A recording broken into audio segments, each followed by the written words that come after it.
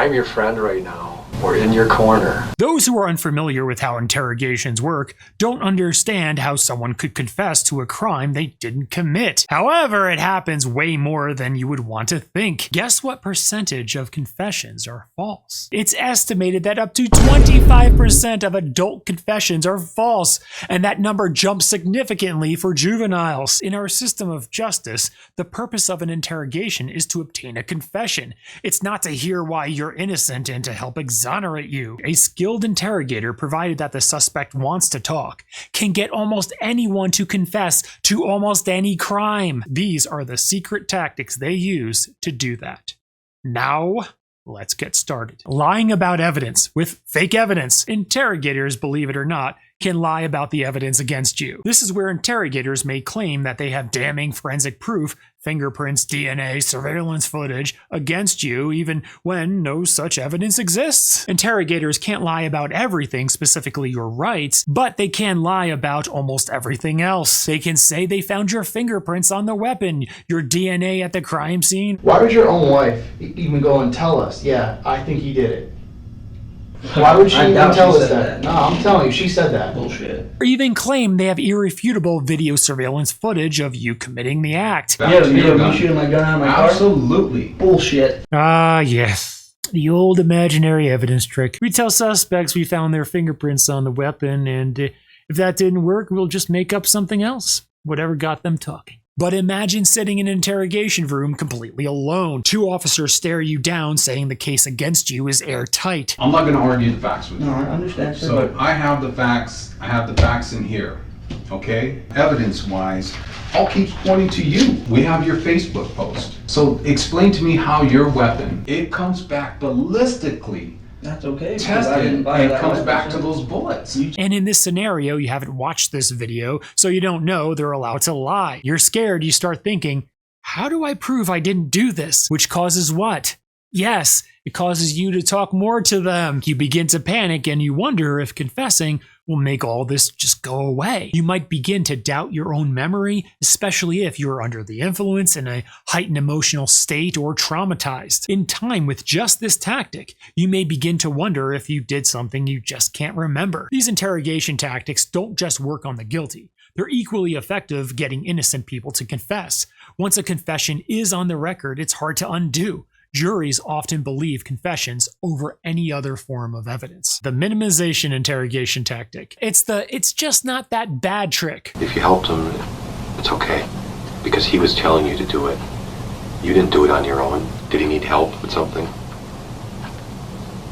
Remember, we already know, but we need to hear it from you. Minimization is a psychological softening technique. It involves downplaying the crime in a way that makes it emotionally easier for someone to confess. Interrogators will say things like, "You didn't mean to hurt anyone, right? This was just one bad moment in your life. Everyone makes mistakes. You're not a bad person. Worked every time." That's what I used to say right before I slid over their confession form. Makes them feel seen, heard, right before they sign their life away. What they're doing is creating a false narrative where the crime seems minor, forgivable, or justified. Everybody's human. And sometimes good people do stupid things. This reframes the confession as a safe and logical step, rather than a legally damning admission. This tactic is disarming and extremely manipulative. The suspect thinks they're being understood and maybe even helped. Be honest with us. We already know it's okay. We're going to help you through this, all right? What happens next? Remember, we already know, but we need to hear it from you. It's okay. It's not your fault. What happens next?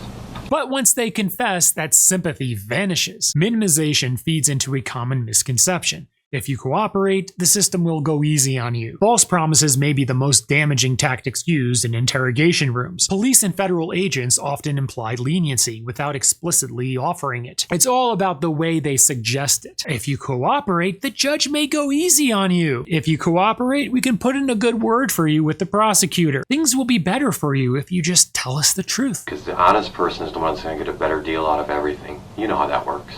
You know? Honesty is the only thing that'll set you free. If in fact you did some things, which we believe some things may have happened that you didn't want to tell us about, it's okay. As long as you be honest with us, it's okay. To someone under pressure, especially without a lawyer present, these statements sound like deals. They imagine shorter sentences, reduced charges, and maybe even probation. I once promised the suspect a cheeseburger and a reduced sentence. Only one of those happened. Don't you worry. He got his cheeseburger. But here's the truth. Police and interrogators have no authority to make sentencing deals. Only prosecutors can do that, and they rarely honor what a detective promised. Innocent people often confess under the belief that honesty will clear things up or help them. Honesty's the only thing that'll set you free. But in court, any promises made by law enforcement is non-binding. Instead of a deal, you now have a signed or recorded confession and zero leverage. And we know kind of what happened to you and what he did. We just need to hear the whole story from you. I think you're going to be a lot more comfortable with that. It's going to be a lot easier on you down the road. Isolation and exhaustion from interrogators. Interrogations aren't always aggressive. Sometimes they're just long. Really long. You may be placed in a small windowless room, no phone, no watch, hours go by, you're cold, maybe hungry, you haven't slept, you're constantly being questioned by people trained to manipulate your thinking. This tactic uses physical and psychological exhaustion to override your ability to resist. You begin to lose track of time, second guess your memories, and question whether enduring this much pressure is even worth it. Some people break down to confess whether they did it or not, simply to make the process stop. They'll say what they know the officer wants to hear just in hopes that the nightmare will end. But it doesn't. It often gets worse, especially for the innocent. Psychologically, sleep deprivation, cognitive overload, social isolation are proven to decrease accuracy and increase compliance. And police know this. That's why these environments are so tightly controlled. We used to call it interview marathoning. You keep them up 17 hours, then over a lukewarm gas station coffee that we told them it was caffeinated, when in reality it was just decaf, and did the interrogator equivalent of tricking them with "murderers say what? What? I'm glad you finally decided to confess." Interrogators, at least subconsciously, often target the vulnerable. Those are often the easier targets, such as minors and the mentally ill. Not all suspects are equally capable of resisting pressure. Juveniles, people with intellectual disabilities, and those with mental illness are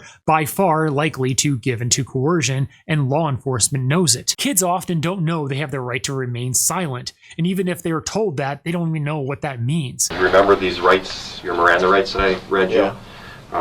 You still want to talk to us? Yeah. Okay. And they often just want to go home and feel safe, and they want to please adults. Psychologically, children don't understand the stakes and how what they say could impact the rest of their lives. For those with mental illness or cognitive impairment, the same problem applies. They may not follow the logic of the interrogation or grasp the legal consequences of a confession. Some are more likely to confabulate, that is, to unintentionally fabricate stories just to satisfy the interrogators. Kids and the mentally ill, the best confession material. They'd admit to sinking the Titanic if he simply nodded along with them enough. Some states have passed laws that prohibit deceptive tactics with minors, but these laws are not universal, and they rarely apply to adults with vulnerabilities. Interrogators may feign sympathy for you, playing the good cop. Sometimes the most disarming tactic isn't aggression, it's kindness. Interrogators will often play the role of a friend. They'll empathize, they'll share personal stories, they'll act like they're on your side. I'm your friend right now, but I gotta believe in you. And if I don't believe in you, I can't go to bat for you. This false rapport builds emotional trust and makes the suspect feel seen, heard, and even understood. Your mom said you'd be honest with us. And she's behind you 100% no matter what happens here. That's what she said, because she thinks you know more too. We're in your corner. Once their wall is down and they're disarmed, a confession becomes easier to extract. Oh, in my day, I was friendly. Sometimes I even cried along with them. But I never missed an opportunity to testify in court against them. They may offer you food. Would you like to have a sandwich or anything? Sandwich or anything? Want something to eat? We got some food up here, sandwich or anything. Did you want a sandwich? Or agree with your frustrations about the situation. All of this is calculated to make you feel comfortable. Brenda, I want you to relax, okay? Not to find the truth. But make no mistake, it's a performance. Everything said in that room can and will be used against you. Their sympathy is tactical, not genuine. Next, it's the two-step interrogation technique. This method begins calmly, like a friendly chat. You're just answering a few questions, and then you begin saying things you wouldn't normally say in a formal interrogation. The first step of this two-step process is disarming. It feels like just a normal conversation. But that's the part of the trap. Once you've relaxed and offered a few inconsistent details, the tone shifts. Suddenly, you start wondering, am I a suspect? Right now, you may be saying, they need to read you your Miranda warning, though. Do you know how they often get around that? Also, another little admin thing that I do just to sort of kind of cover my butt whenever I have people in here talking is to go over a Miranda waiver. Right, before they start the interview, they read you your Miranda warning. Start with tea, end with the charge sheet. That's how we played it in my day. One moment, we're casually sipping tea, talking about the weather. The next, you're our top suspect. The mood turns intense, confrontational, and strategic. The officer challenges you and starts using your words against you. By then, you're already on record saying things that they believe are incriminating, and they're ready to tighten the pressure. Interrogators may withhold exculpatory evidence and where they could be hiding the truth, where that truth could possibly exonerate you. They're not looking for and will likely never show you any evidence that will benefit your case, but they keep that information hidden, making it seem like you're out of options. But why do you think they do that? Right, because they want you to feel cornered. When suspects believe there's no way out, they often give in, even if they didn't commit the crime. Why tell them about the security footage that suggests they may not have done it? They were acting guilty, so obviously they did it. You just had to get them to say it. Police do not have to share any evidence that will benefit you during any questioning or interrogations. The next one, interrogators may use fake polygraph results. If you get a polygraph right now, I'll pass that shit, because I have not. So you're willing to take a polygraph? Take one right now, dude. You're strapped to a polygraph machine as you're shaking in your seat. They ask you a series of questions. Then afterwards, they almost always come back with, oh yeah, you failed. Polygraphs are really not scientifically reliable. But the psychological impact on a suspect is real. The suspect being told they failed the polygraph makes them feel caught, even if they're innocent. This method works because people trust technology, and a lot of people think that polygraphs are 99.999% accurate. I ran the polygraph examinations, thousands of them, between 1972 and 1979, and I never once believed that the polygraph was capable of detecting deception. Being told that even a machine that supposedly is non-biased said you're lying can override your own confidence and lead you to confess. Oh, lie detectors. We just told them the needle jumped off the page. We really didn't know how it worked, but it sure worked to get a confession. The next one is the bluff technique. Instead of saying they have evidence, officers suggest what they might find. For example, what would we see if we searched your phone? It's a bluff, they're fishing. It's effective because suspects start imagining the worst. Their anxiety builds, and in that mental spiral, they may confess just to get ahead of what they believe is coming. Okay, so why would someone who's kind of close to you tell you that they think you are capable of going and doing something like this? Oh, who's that, my boss? Unlike with lying, bluffing doesn't require them to fabricate anything. It's just strategic suggestion. It's subtle but devastating and often results in the suspect oversharing. I once asked the man what he'd find if we dug up his backyard. He confessed to so many crimes. I didn't even suspect him of anything in his backyard. I just didn't like his landscaping. Interrogators may use strategic silence or quiet pressure. Sometimes the most unnerving tactic is silence. Interrogators will pause, stare, say nothing. The silence grows heavy and awkward. Humans are wired to fill silence. In that tension, suspects start talking, sometimes rambling, sometimes confessing. This tactic works because it creates emotional discomfort. And people often say more than they should just to break it. I can't imagine what you're going through for that. When someone just stares at you in silence, it feels like they are waiting for you to admit something. And often it works to get people to talk and even confess. I can out-silence a brick wall. Most people confess just to end the awkwardness. To some, silence is torture. Interrogators may use role reversal, where you're the victim, making you feel justified. In this tactic, the interrogator flips the script. They make you feel like you're the real victim, that you were pushed too far, that anyone in your situation would have done the same thing. If you helped him, it's okay, because he was telling you to do it. You didn't do it on your own. This taps into basic human psychology that we all want to be understood. We want our pain validated, and when someone seems to empathize, we open up. Confessing under this tactic feels less like admitting guilt and more like explaining your actions. This tactic is especially powerful in emotional cases, domestic disputes, self-defense, and personal betrayals. But make no mistake, once that confession is given, the understanding vanishes. In court, there's no sympathy, just the record of what you said. He disrespected you. He had it coming. That's what I told her. The old get them to confess while they're thinking they're justified. Confessions are so much easier to get when the suspect feels righteous. Interrogators may feed your narrative with suggestion, where they may say things like, and then you did this, right? One of the sneakiest tactics is when interrogators walk a suspect through a confession by planting details into the narrative. When you were at the house, you just went over there because you had talked about it in the morning, is that correct? Mm-hmm. There was no call from Stephen asking you to come over, was there? Why did he have you come over there? He needed help, didn't he? This is called narrative contamination, or feeding the facts. It happens when interrogators say things like, so you hit him, and that's when he fell, right? You may be wondering, how does someone confess to a crime they didn't commit if they don't know anything about the crime?